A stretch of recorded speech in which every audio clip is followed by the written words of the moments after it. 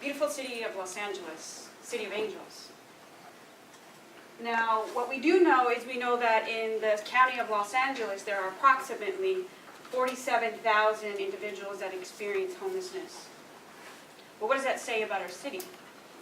The city of Culver City has approximately 39,000 individuals.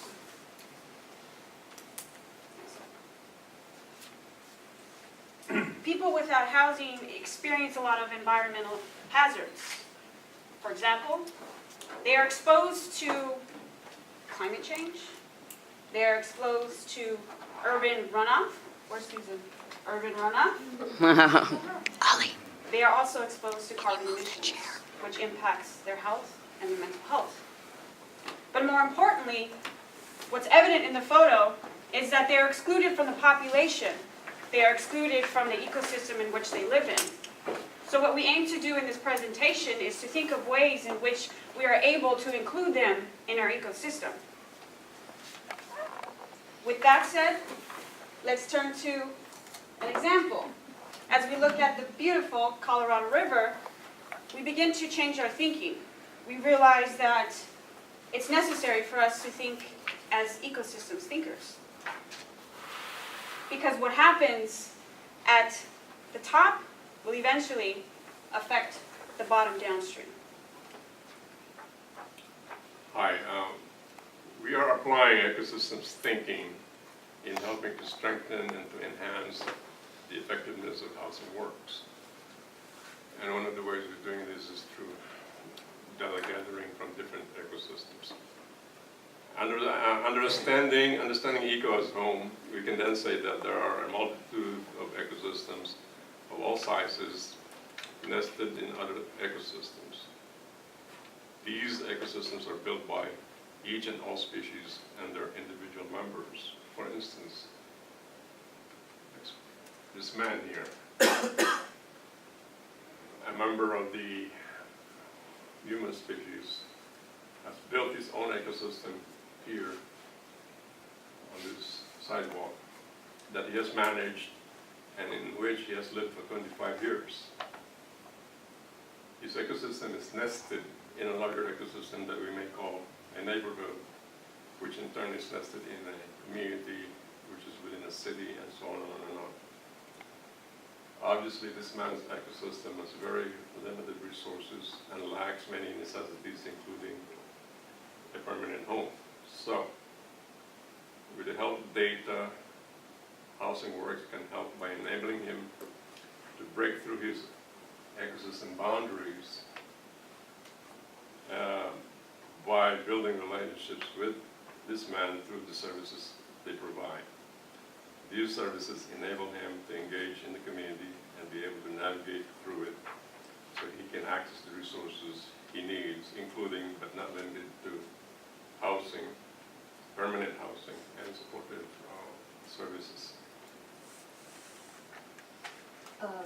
So there is an image there, it's not projecting for some reason, but so the next point we'd like to talk about is the most important research question that Housing Work have for itself. And we think that that's, what kind of impact does Housing Works have on an individual? This is the most important research question for Housing Works because they told us, but also it's important to know in order to make communities and funders understand about the importance of investing in the homeless population. So it is kind of embedded in the values that Housing Works holds, which is building and focusing on an individual and building a trusting relationship with that individual with the goal to help them flourish and thrive. Which brings the question, how do you measure that an individual is flourishing or thriving? And some of the ways to measure that is to see relational advancements that the individual is making, which could be connections and interactions that they have with their own neighbors, and then looking that into like the wider net into the community. And also a way to gauge an advancement in trust is to see if the individual is asking for help. how are they looking for ways to improve their lives? Are they reaching out back, or do they share their vulnerability trustingly? So these are like kind of important questions to ask to see if flourishing and thriving is happening. And finally, we think decision-making can also show if an individual is thriving, and what inputs do they provide to their own life is a good way to look at. And now Ali will talk to us about effectiveness, what that means, success and effectiveness, and how do we measure that, and we have some strategies for that too. Exactly. We tried to define some variables, so through them we could define how housing work is effective and measure them. One of the most important ones, which falls under the program that you guys already have, Empowerment Works, which is basically improving the state of mind of tenants. Something is very important is to focus on the positive. For example, if you have a tenant that has managed to pay the rent and is working, but still using substance, it's very important to focus on the positive. The smallest change counts, and from there, go about solving the other problems. Also, like you did said, developing relationships and community participation is very important, that every individual can manage to build relationships, and that really defines them as an individual. Being active in community work, in social life, as some plans, we thought about maybe planning some events within the community. So residents and tenants can be introduced to each other, maybe like a talent event, like a talent show even. To get to the third one, promote quality of life. For example, self-care, personal hygiene. It's really important that how we go about training individuals to take care of those stuff without really being too involved, I guess. And the last one, which is like the ultimate goal of Housing Works, to maintain permanent housing, to basically use all those tools to make sure they stay in the unit they've gotten and maintain. We were also tasked with taking a look at, not necessarily taking a look at data, but taking a look at some of the tools you were using to collect data and give you some ideas for using that existing data and some further recommendations. So we took a look at the CES survey and identified 4 themes that could be useful to Housing Works that may impact, these themes may impact the ability of folks to maintain permanent housing. And those themes are trauma, risky behavior, health and wellness, and location. So the trauma theme, we identified these questions, so that's 2, 3, 7D, and E, 8, 9, 17, and 30 off of the CES survey. All of these questions could be expanded on in a narrative fashion if you were to take some time during a baseline interview or a baseline survey. And it would give participants an opportunity to tell their story in greater detail if they choose to. It's also something that might give Housing Works more information on how to better support participants who have encountered traumas. And in the risky behavior category, in the CSO survey question, we identified 7A, 9, and 12 questionnaire. And in 7A, it asks in the past 6 months how many times they received emergency care from a clinic or a hospital ER. And also in question 9, have you ever threatened someone, or have you ever had harm to yourself or anyone else? And also question 12, I thought was very important.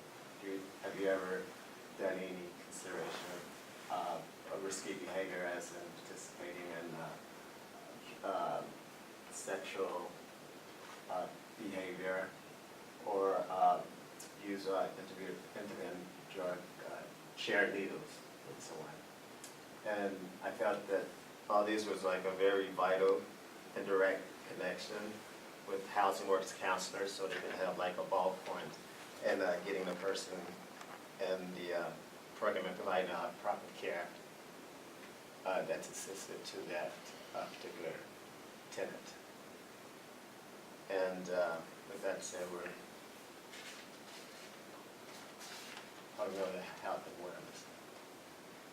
So one of the other themes was health and wellness, and these are a couple of the questions on the CES survey that speak to both physical and mental health.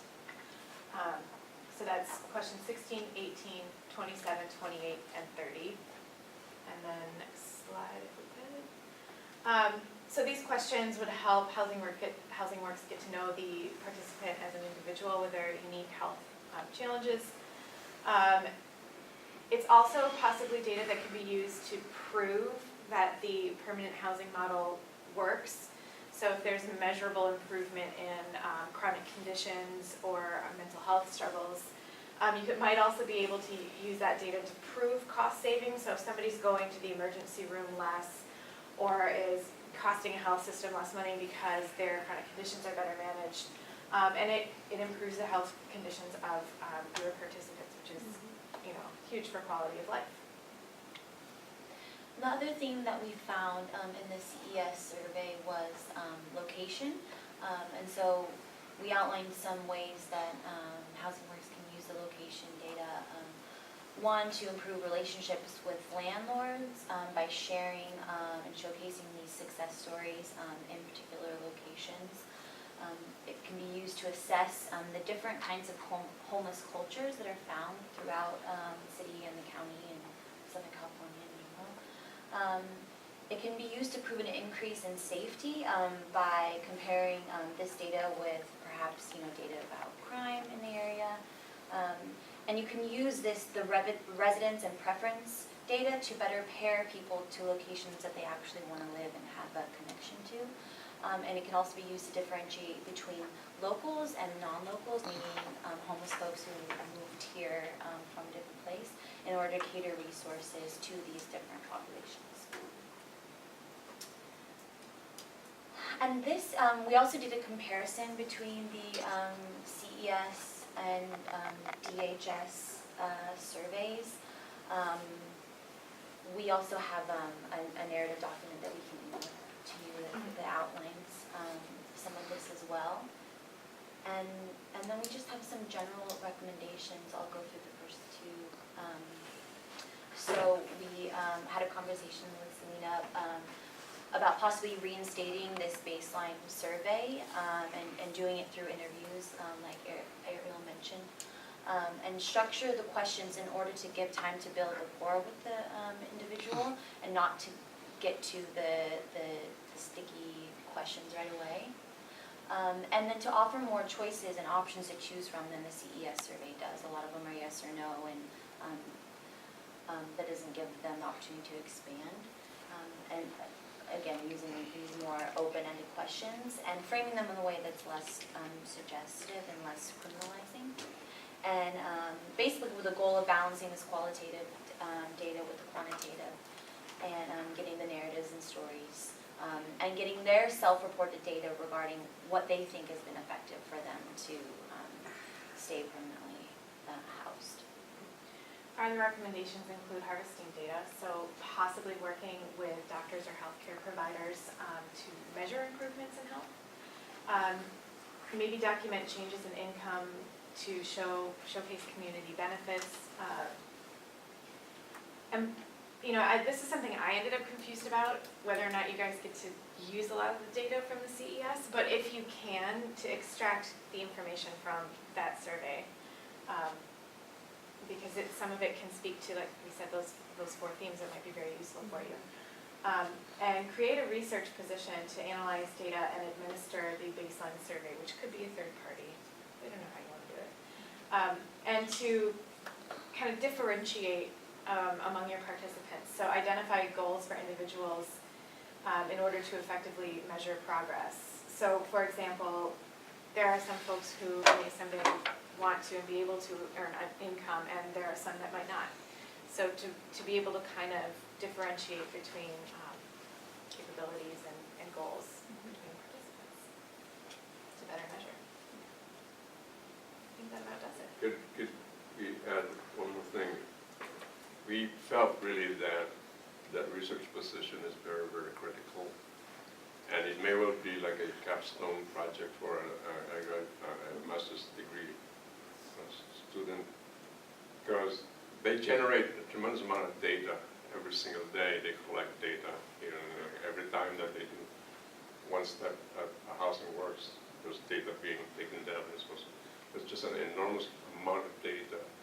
The way to be able to make that useful and helpful is to have somebody analyze data, you know, kind of collect them, organize them, so that it can give you some direction in terms of how to go forward.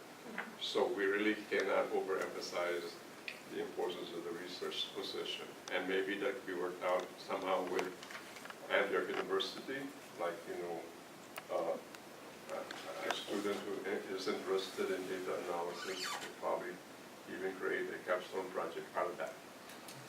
And it will be helpful to housing workers. Yeah, and just to add, one of the things, what was the name of that website? The calendar screen. So looking at, you know, LA Times or other mapping tools, they've been able to map the locations of where the population is. So if you were to take that map and that grid and then put it on with different types of maps, carbon emissions, what are the environmental hazards, you can really mobilize them and relocate them or educate them. You're being exposed to a wayside. You know, how do you present that in the CES to be able to look at how is that impacting them and their health? I know I live off of Slauson. I know Slauson in the Vernon area has some of the worst soil production, you know, in that industry. And if you really look at that, and the population that's there is more vulnerable than the population by the beach, because they're being impacted a lot more. So I think mapping is another tool to really look at, and the location is something that I think CES can really grow from, as well as people who are doing outreach work and really educating the population on how can they be, they're really savvy, and I think we all know this, but how do we educate them so that they're also able to mobilize themselves and migrate throughout the city for the benefit of their health?